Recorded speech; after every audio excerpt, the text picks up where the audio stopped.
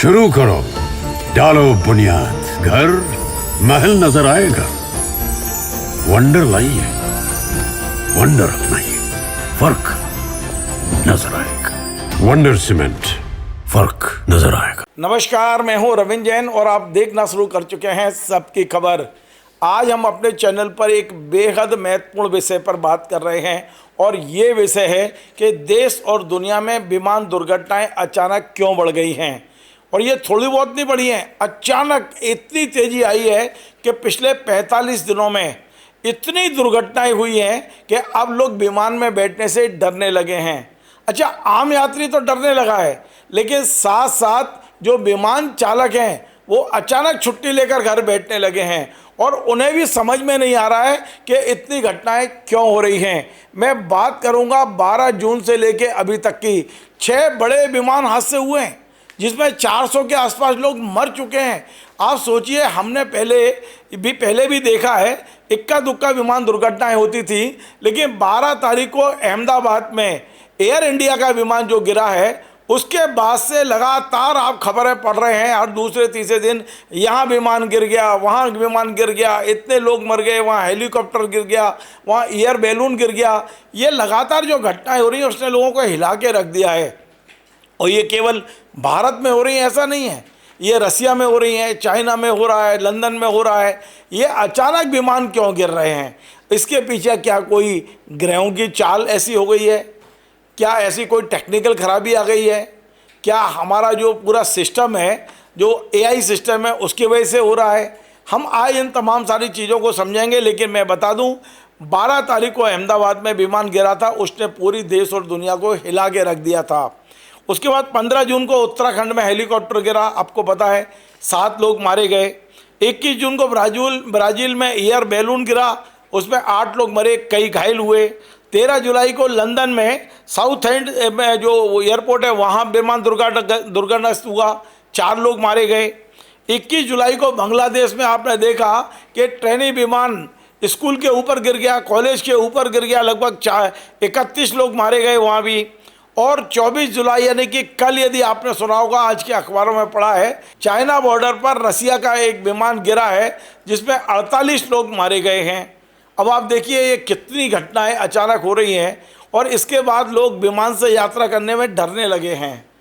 अब आप इसके साथ साथ यदि दूसरी पैरेलल खबरें देखेंगे कि यहाँ विमान की इमरजेंसी लैंडिंग हुई है, वहाँ इमरजेंसी लैंडिंग हुई है, विमान हवा में सीधा नीचे आया है, कितनी घटनाएं।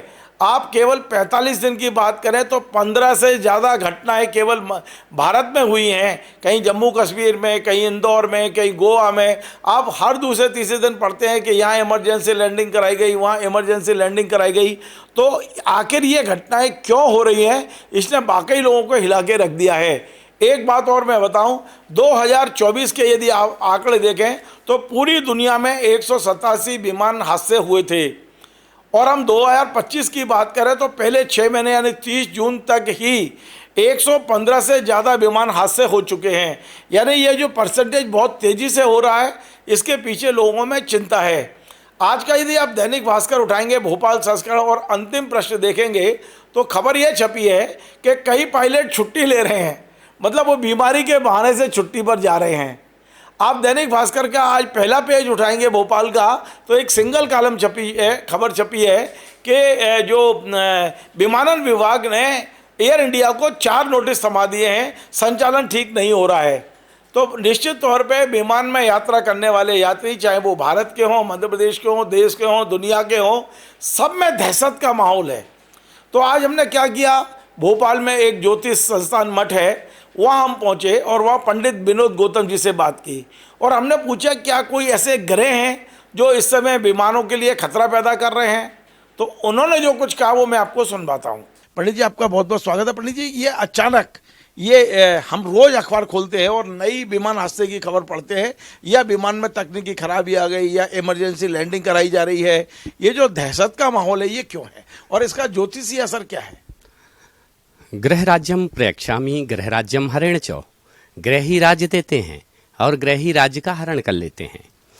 हम आपको बताएं कि वर्तमान समय पर जो ग्रह स्थितियां चल रही हैं, एक तो रुद्रबीशी का 13वां वर्ष चल रहा है ये, और दूसरा अभी पूर्व में खष्टग्रही योग बना हुआ था जो एक राशि में 6 ग्रह इकट्ठे हो गए थे। शास्त्र ये कहते हैं कि एक राशि यदा यान्तो चत्वारः पंचखेचरा पिलवन्तु मही सर्वे जलेन रुद्रेण वा, अर्थात एक राशि में जब 4-5 ग्रह 6 ग्रह तक इकट्ठे हो जाते हैं तो स्थितियां अनुकूल नहीं रहती हैं, चारों तरफ से अशांति तनाव के साथ दुर्घटनाएं यान खान की होती हैं। साथ ही अभी वर्तमान समय पर जो स्थितियां चल रही हैं ग्रहों की, वो कई साल बाद बनती हैं। जैसे जो बदलाव होते हैं ग्रहों के, तो कोई शताब्दी के आधार पे होते हैं, कोई बीसी के आधार पे होते हैं। तो जो इस वर्ष बदलाव हो रहे हैं वो शताब्दी के आधार पे बदलाव हो रहे हैं।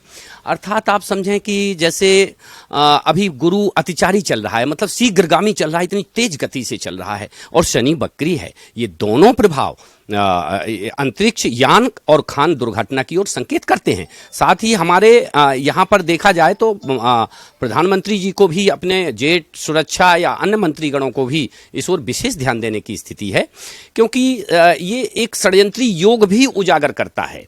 अर्थात शास्त्रों में कहा गया है, अतिचारे गते जीवे शनि वक्रत्व मांगते हा हा भूतम जगत सर्वम रुंड मुंडा च मेदनी। अर्थात जब गुरु अतिचारी होते हैं, शनि वक्री होते हैं, तो इस प्रकार की स्थितियां बनती हैं। जैसे अभी कई विमान हादसों के दौरान यान खान की दुर्घटनाएं हो रही हैं, युद्धात्मक स्थितियां, प्राकृतिक प्रकोप, और ये तो ठीक है। अभी इन स्थितियों के कारण, चूंकि गुरु और शनि की स्थिति के कारण अभी भयानक भूकंप के संकेत भी करे दे रहे हैं। इससे बचाव का कोई है क्या, आप तो उपाय है क्या?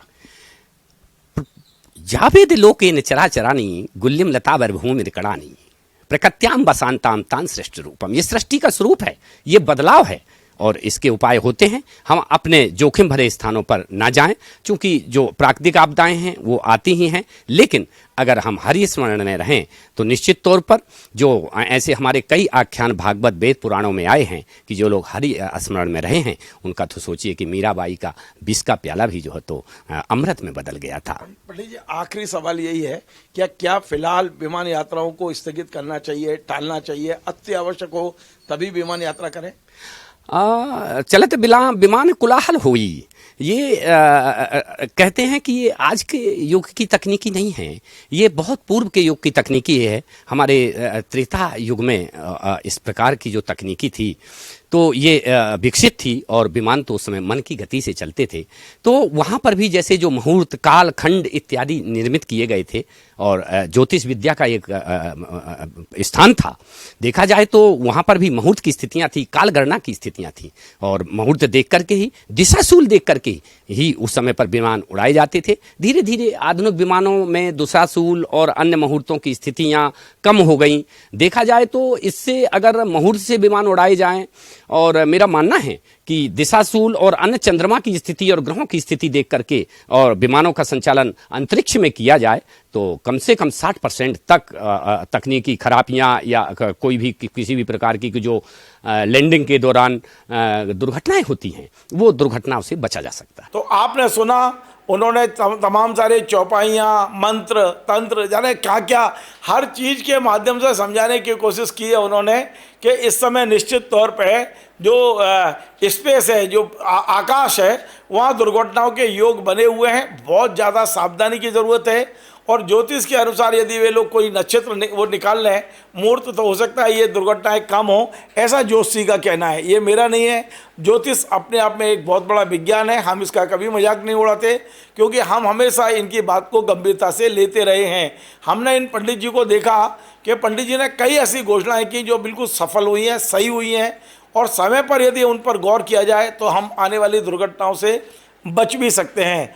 अब मेरे साथ बैठे हुए हैं वरिष्ठ पत्रकार रिजवान अहमद सिद्दीकी साहब।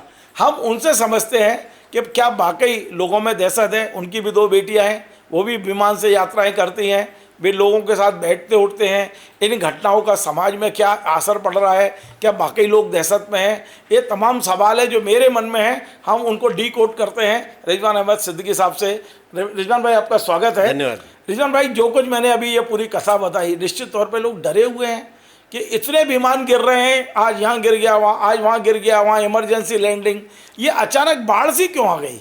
बिल्कुल रविंद्र भाई, चिंता होती है, दहशत भी है, और ऐसा लग रहा है कि जहाँ अवॉइड किया जा सकता है वहाँ ना जाए, दुर्घटना से देर भली। ये लग रहा है कि ओवरनाइट जर्नी कर लो, दिल्ली जाना है, कहीं और जाना है, ओवरनाइट जर्नी कर लो। बेटी हैदराबाद जाती है तब भी ये लगता है ट्रेन से चले जाओ। इस तरह की परिस्थितियाँ, तो मन में इस तरह की आशंकाओं से घिरा हुआ है मन।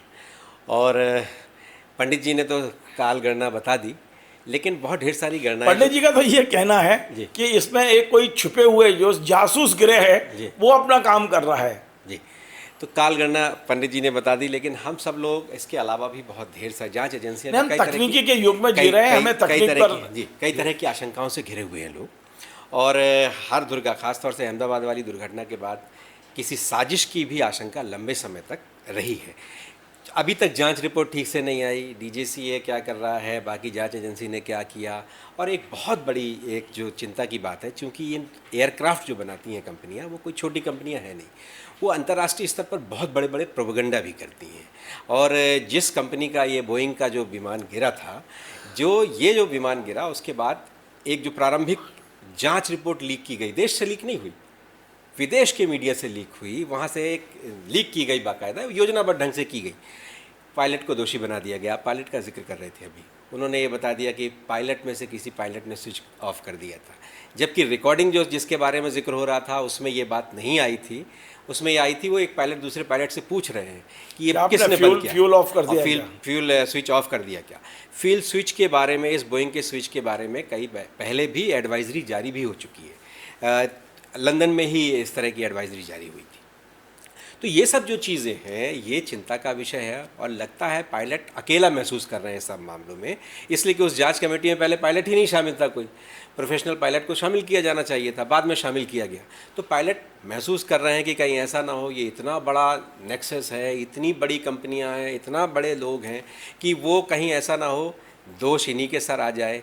और जाहिर सी बात है रिजवान भाई, हम ना इसकी जांच पर ना जाके, दरअसल हमारा विषय है कि ये अचानक बाढ़ क्यों आई और इससे बचाव के क्या तरीके हैं। देखिए, घटना के बाद तो जांच होती है, लिपापोती होती है, बयानबाजी होती है, आरोप प्रत्यारोप होते हैं। आज सबसे बड़ी समस्या ये है कि जो लोग दहशत में हैं, वो दहशत को कैसे दूर किया जाए। उसी पर आ रहा था रविंद्र भाई कि पायलट फ्लाइंग से कतराने लगे हैं, प्रोफेशनल पायलट्स हैं, उनको बहुत लंबा अनुभव है, हज़ारों घंटे वो उड़ा चुके हैं, उसके बाद भी वो कतरा रहे हैं। इसलिए कतरा रहे हैं कि जो भी नॉर्म्स हैं उनकी चिंता नहीं की जाती, इस तरह के आरोप लगाए जा रहे हैं, इस तरह के आरोप लगा रहे हैं, सतह पर भी इस तरह की बातें आ रही हैं। तो सबसे पहले जो जांच एजेंसियां हैं, जो अथॉरिटीज़ हैं, उन्हें लोगों में एक विश्वास से नए सिरे से पैदा करना पड़ेगा कि वो बेहतर काम करेंगे और बेहतर ढंग से और संवेदनशील होंगे ऐसे मामलों में। और उन सारी जो कंपनियां हैं जो विमान बनाती हैं या विमान का रखरखाव करती हैं, उन कंपनियों के करने के तरीकों को भी एक बार मॉनिटर किया जाएगा। ये बहुत ज़रूरी है। इसमें भाई, आप इस बात से सहमत हैं जी कि ये जो अचानक घटनाएं बढ़ी हैं, क्योंकि भारत में बड़ी होती तो अपन मानते कोई टेक्निकल प्रॉब्लम है, ये तो पूरी दुनिया में बढ़ी है। आपने देखा रूस का विमान चाइना में गिर रहा है, जाके लंदन में हो रही है ये घटना। तो क्या इन घटनाओं में आपको लगता है कोई ज्योतिषीय कारण हो सकता है, ग्रह नक्षत्रों का कोई कारण हो सकता है? देखिए रविंद्र भाई, चूँकि हम आधुनिक युग में हैं, विज्ञान के युग में हैं, और किसी को खारिज करना या किसी को स्वीकार करना, दोनों अपने आप में एक ऐसी परिस्थितियां हैं कि आप खारिज करें तो भी उचित नहीं है, स्वीकार करें तो भी उचित नहीं है। अब ज्योतिष तो ये विज्ञान माना है, हमारे यहाँ पढ़ाया जाता है कॉलेज में, लेकिन तकनीकी रूप से हमें बहुत बेहतर होना पड़ेगा, उन्नत भी होना पड़ेगा, सावधान भी होना पड़ेगा। तकनीकी रूप से बहुत ज़रूरी है कि इस चीज़ पर ध्यान दिया जाए। और सबसे बड़ी दुर्घटना तो हमारे यहाँ ही हुई है, और दुर्घटना ऐसी हुई है कि विमान उड़ा और उसको फ्यूल ही नहीं मिला और वो विमान गिर गया। कितने लोगों की जान चली गई, विमान में बैठे इतने ढेर सारे लोग मारे गए, और विमान जहाँ गिर गया वहाँ लोग मारे गए। सबसे बड़ी दुर्घटना का शिकार हम हुए, और विवाद में वही बोइंग आया जिसको लेकर समय समय पर लोग आशंका व्यक्त करते हैं। तो इन चीज़ों का भी बहुत बिना भाई भतीजावाद, बिना किसी कारपोरेट के प्रभाव, बिना किसी इस तरह की चीज़ों के प्रभाव में आए हुए एक ऐसा माहौल, एक ऐसी जांच एजेंसी, एक ऐसा जांच का माहौल और ऐसे सुधार का, इसलिए कि जांच की जाए इससे काम नहीं चलेगा, सुधार क्या किया जाए, लेकिन सुधार तभी होगा जब जांच करेंगे आप। तो दोनों चीज़ें आपस में जुड़ी हुई हैं, लेकिन बहुत चिंता की बात है। देखिए, सुधार और जांच के बीच में एक जो लोगों के मन में दहशत है, ये कैसे निकाली जाए? वही ये वैसे ही निकाली जा सकती हैं कि आप लोगों पर विश्वास उनका बढ़ाएं। जो हम सब भारतीय लोग, खासतौर से हम भारतीय लोग जो हैं वो बड़े आस्थावान हैं। ठीक है रिजवान भाई, हर तीसरे दिन तो हम अखबार पढ़ते हैं। देखिए आज छोटे बच्चे से लेके 10-12 साल के बच्चे से लेके बूढ़े तक हम अखबार पढ़ते हैं, सोशल मीडिया, मोबाइल हमारे हाथ में है, और हर बार हमारे दिमाग में ये बात आती है कि आज यहाँ इमरजेंसी लैंडिंग हो रही है, वहाँ कल हो रही है, वहाँ गियर टूट गया, वहाँ पहिए नहीं निकल पाए विमानों के। ये खबर बार बार यदि आएगी और हमारे दिमाग पर चोट करेगी तो आम आदमी में दहशत तो होगी, स्वाभाविक है। बिल्कुल, ये मजबूरी और ज़रूरी टाइप हो गई है ये यात्राएं।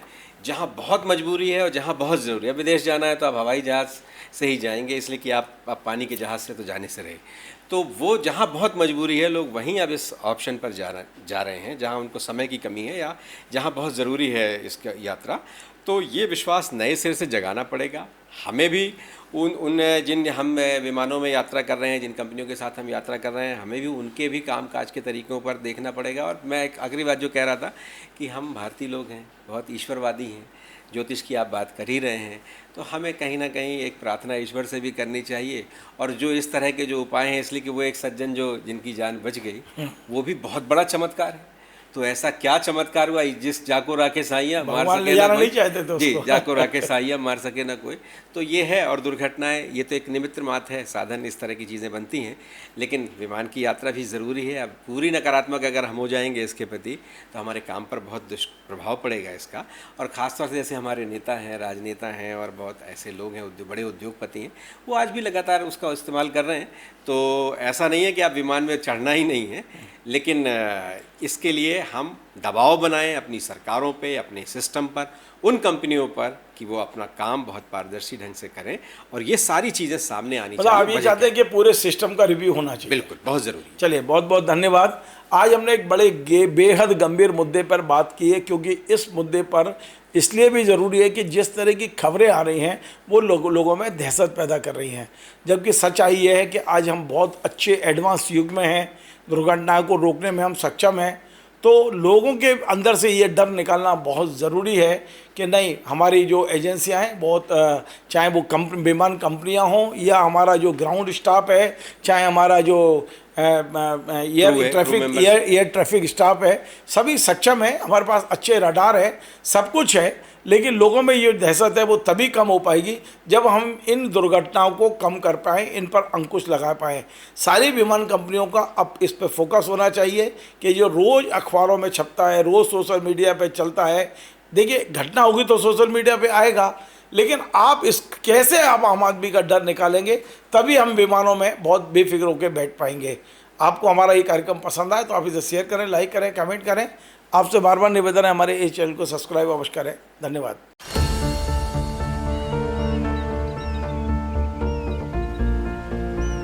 जो बनकर मेरा हमसफर आएगा, सिर्फ उसी को फर्क नजर आएगा। शुरू करो, डालो बुनियाद, घर महल नजर आएगा। वंडर लाइए, वंडर अपनाइए, फर्क नजर आएगा। वंडर सीमेंट, फर्क नजर आएगा।